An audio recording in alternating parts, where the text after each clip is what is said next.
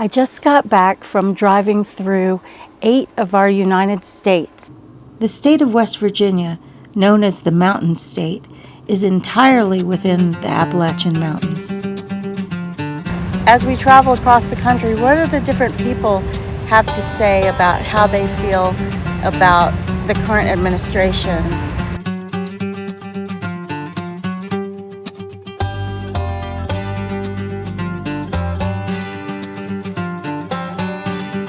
Being right here in the beautiful hills of West Virginia, I wished I could hear from the people who live here. It was 2 weeks before Bernie Sanders came to Lenore, West Virginia on his Fighting Oligarchy tour. Southern West Virginia, welcome for Senator Sanders.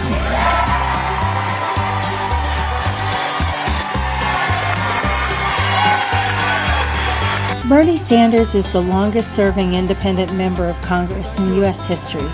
His specialty is fighting for a government that works for all and not just a few. Thank you all.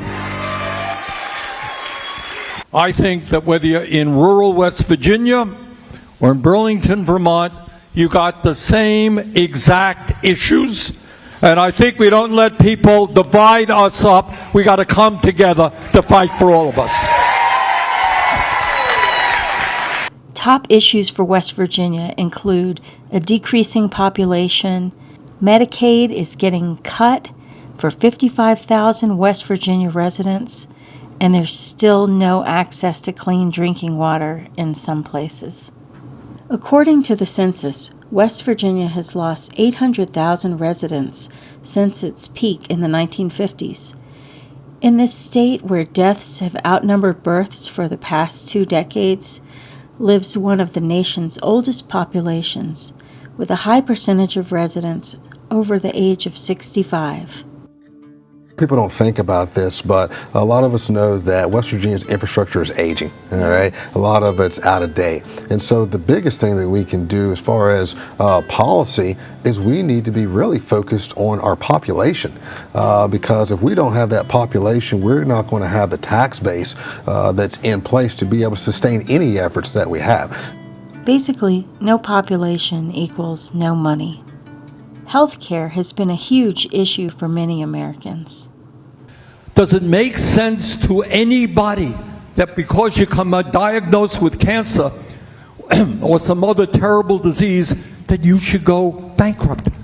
I've talked to doctors all over this country, and they say, you know, people are coming into my office and they're really sick, and the doctor said, why didn't you come in here when you first got your symptoms? Well, I don't have any insurance. I couldn't pay the deductible. And people die unnecessarily as a result of that. Why don't we do what Canada or European countries do? And every country has a different system. Some of them work better than others. But the basic premise of all of them is healthcare is a human right, and that people, regardless of their income, should be able to get care. Why don't we have that in America, do you think? All right. Money. All right. All right. Nearly 55,000 West Virginians are set to lose Medicaid because of Trump's big, beautiful bill. This bill is the worst and most dangerous piece of legislation passed in the modern history of America.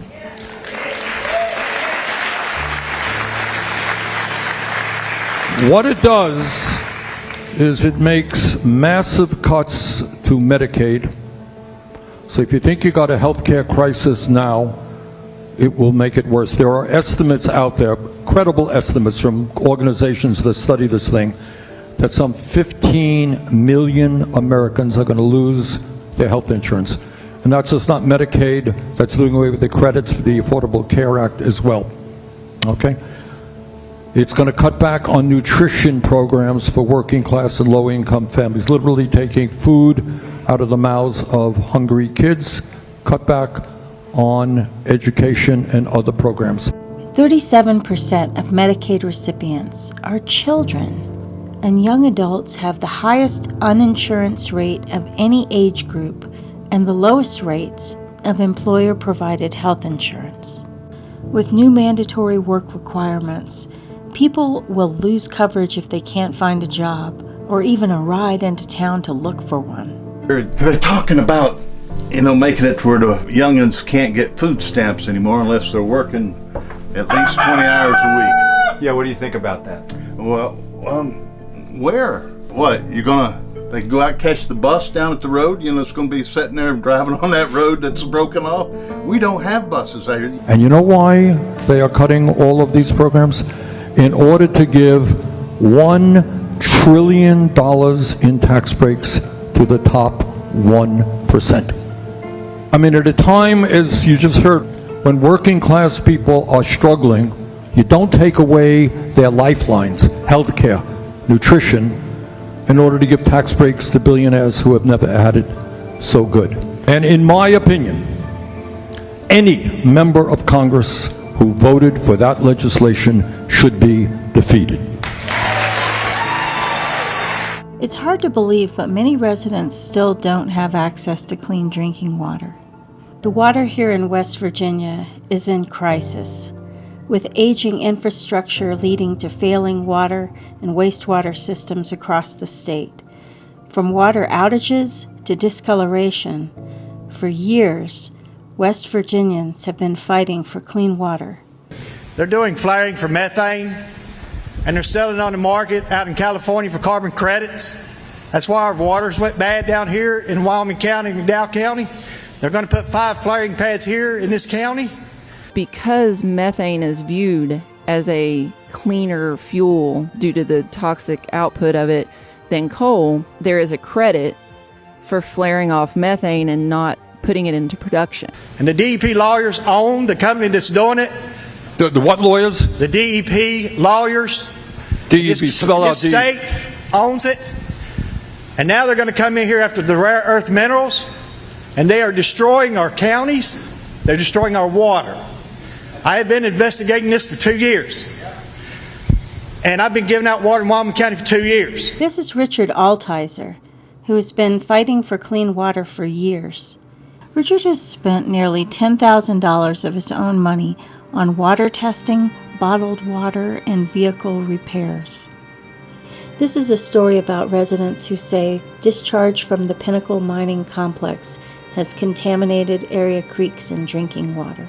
According to this article from In These Times, a geyser of dirty mine water shot out of an abandoned gas well behind the home of Tina Christian in February 2023, and it flooded the yard for weeks. And now Tina and her husband Jamie are afraid to have their grandchildren visit at all. The geyser in the Christians' backyard was only the beginning of more than a year's worth of environmental damage caused. The article goes on to say the creeks were once healthy and full of fish, locals say, are now contaminated with wispy white gunk and coffee-colored foam. Community members who rely on wells for drinking water say it now comes out filled with little black flecks or rusty brown. The Christians say everyone in the area, them included, is getting sick with nausea, diarrhea, headaches, and sores.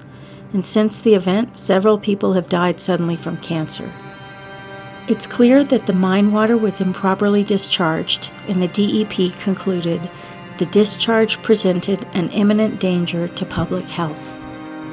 Coal companies are required to clean up the environmental damage they cause, but they often dodge this responsibility by filing for bankruptcy, which results in various chunks of a mining complex being sold off to different companies, like Jim Justice, who now owns Bluestone. The question was posed to Governor Jim Justice. Many people along Indian Creek in Wyoming County are sounding the alarms about water contamination, possibly coming from a mine that your company purchased and now owns. So as both the governor and the owner of said company, is there anything you're planning on doing for these folks so they can have clean drinking water? And looks like what his answer is that he's not responsible. Justice said Bluestone is not responsible. So that's his answer. You can see this pool of smelly, murky water has become a steady stream that flows into Indian Creek. In the end, all these companies are countersuing each other and then claiming bankruptcy, which is, I guess, the way they do it. In this article here from In These Times, Since 1977, coal companies have been required to clean up the environmental damage they cause, but they often dodge this responsibility by filing for bankruptcy, which results in various chunks of a mining complex being sold off to different companies, as happened with Pinnacle. So they're just waiting for the West Virginia Department of Environmental Protection to do something. And it's not just the harmful water. There's also wells and vent pipes that are releasing combustible gas. I mean, this gas is actively venting. Melissa Nestor, who works as a school bus driver, said the family moved out because I was scared to death for my kids and for us. There's methane coming in somewhere, she said. When can you sleep in a house not knowing when a bigger burst of methane is going to come up into that location? I just can't sleep knowing that any time it could bring up enough to blow us up, or to bring up enough to take the oxygen out of the air, and we just never wake up.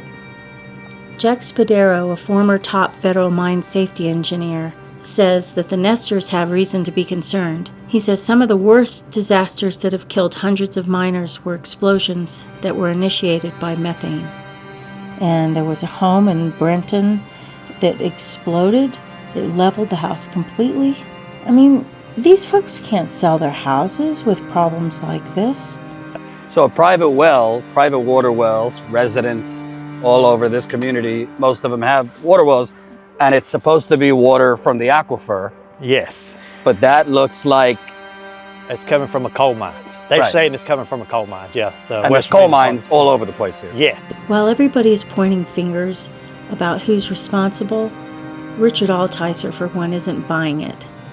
As a good friend of the Christians, Altizer will give anyone who will listen a tour of the environmental damage wrought upon his community. Over the past year, Altizer has been meticulously investigating environmental damage he says is responsible for his friends' deaths. He's taken dozens of photographs and videos, spoken with various government officials and agencies, printed out hundreds of pages of records, and paid for independent testing. Independent testing that you guys did had very, very high levels of what? Arsenic, the iron was 2 million, the arsenic was 388, and then whatever else was on that. Lead was about 2 something. Yeah, it was real, it was just, you Yeah. know, through the roof. Lead is supposed to be 15 parts per billion, which, by the way, is a nonsense number anyway. It's supposed to be 0. It's okay to poison this land because this is the poor people and they've been, poisoning them for generations.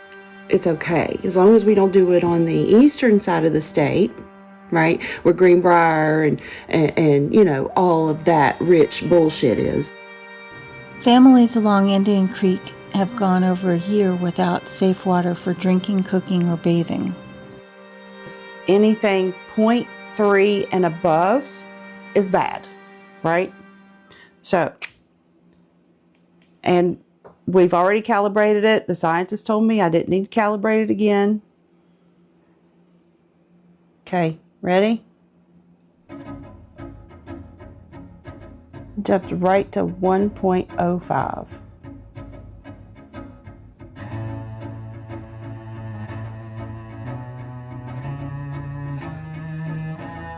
And now, after a lot of finger pointing from the mining companies, the stream is basically lifeless.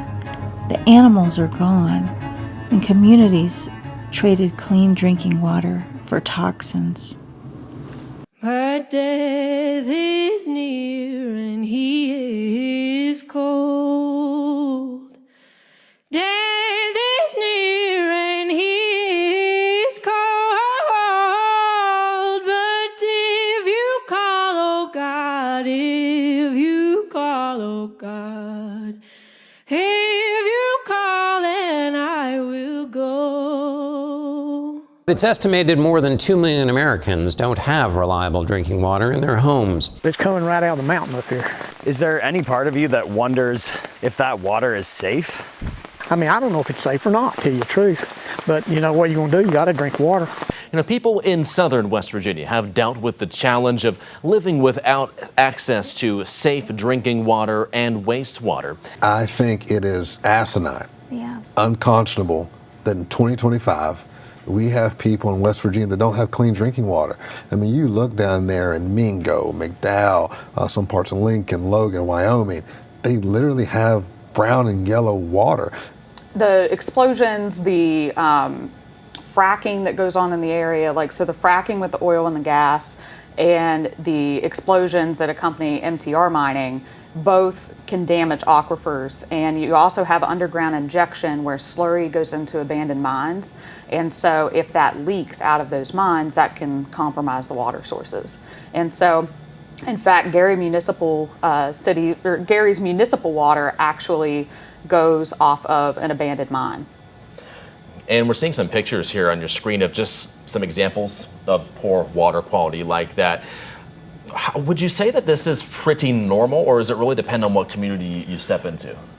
Community to community. Yeah. But yeah, the communities that we are dealing with, the pictures that you're seeing, that's what's coming out of the tap at any given time when folks turn on their faucets.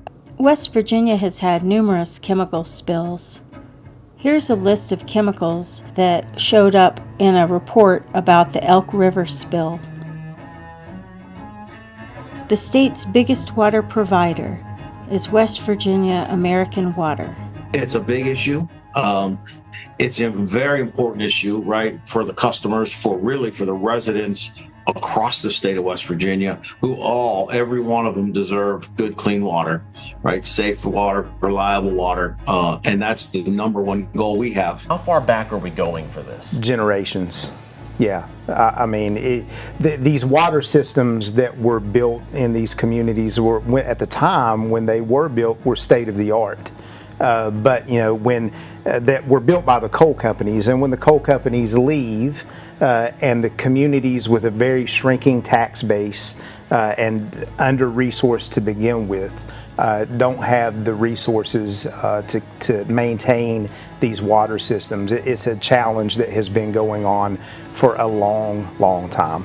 As people who live in Milton have also been dealing with unreliable water for several years. But I can drink the tap water. I can't brush my teeth. Okay. I'm right. Everybody knows I'm right. You can see the stuff in the bottom, but this is what actually came out of the faucet. The water problems plaguing the area for more than a decade.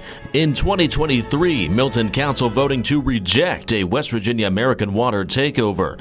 Last November, new hope as new leadership took over the town. That's why me and most of the council, the new council, that's why most of them ran, is just to help, because they're tired of it too. And most of the reason is because of the water.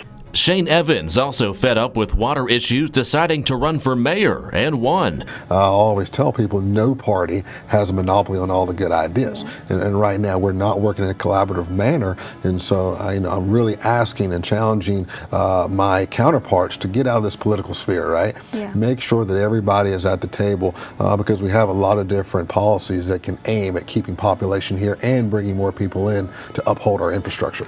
So Minority Leader Hornbuckle and I did propose a budget amendment for an additional $10 million for failing water systems across the state. Wow. Unfortunately, that amendment was voted down on a party line vote, but that's the type of thing that we need to do, is include more funding in our state budget for these failing systems. After all this talk and all of this hope for clean water, severe issues with the water quality and infrastructure still persist. And even with significant funding directed toward upgrades, if they're just going to roll back and weaken water protections, then what does any of this mean?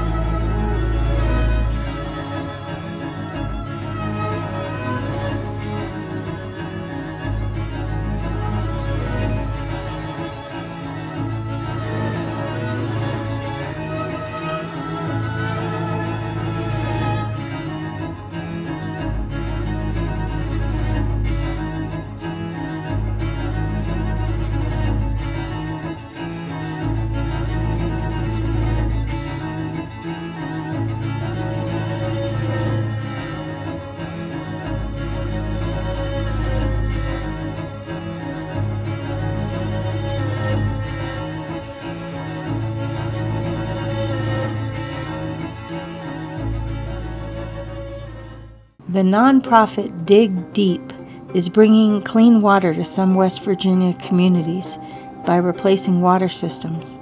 In 2020, they began work in McDowell County and launched Dig Deep's Appalachia Water Project, bringing running water and toilets to hundreds of families. West Virginia currently has 4 members of Congress. We're down from 5 recently. Not one of them is willing to come here and do what you're doing, so I want to say thank you. What can we do? Aside from calling and writing letters and begging to be scheduled for meetings, I've never felt more powerless in my entire life. And that's saying something because I'm a native of southern West Virginia and we're historically just a forgotten people. The answer is not an easy answer. We need to start electing people who are accountable and from the working class rather than people who are busy raising money from billionaires.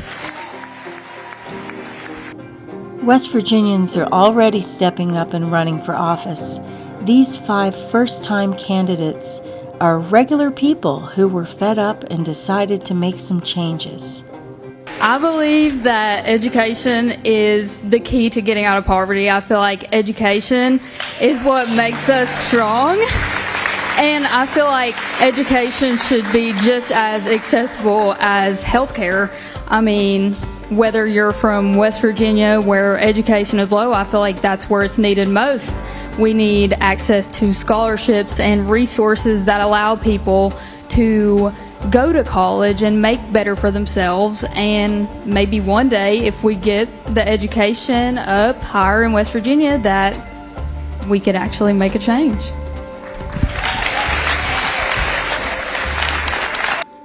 In Vermont, literally today, people are receiving information that there will be a doubling or in some cases a quadrupling, 4 times increase in the health insurance premiums. And this is on top of the fact that 15 million people are being currently thrown off of health care if Trump's proposals go through. So that is what this shutdown is about, is whether we allow working class, middle class people to be paying, in some cases, in Vermont, around the country, over $50,000 for a family of 4 for health insurance. Who, in God's name, can afford to pay $50,000 a year for health insurance? So what this shutdown is about is telling Trump and his Republican friends, you know what, you can't give $1 trillion in tax breaks to the top 1%, to Musk, Bezos, and all your oligarchic friends, while at the same time you're destroying the American healthcare system and making healthcare totally unaffordable for the American people. One thing that's really important to realize is that Democrats care about your food and your health care. It's really important that everybody understand that it's the Democrats who are fighting for you to have a decent wage, for you to afford food, electricity, housing, health care, education, and to be able to provide for your family. And so when Republicans are intentionally punishing poor people by taking away their SNAP and health care in order to appease Donald Trump for their own political gain, we're watching them suck up to billionaires. And Trump and others want to replace our Constitution with Project 2025. And I'm not going to let that happen, okay? Because it's not okay. This is personal. I'm not going to let some pedo protectors hold us up in living our lives. So I'm tired of the Republican hoaxes, and I'm ready for a strong democracy and a strong Democratic leader that can take us into the future.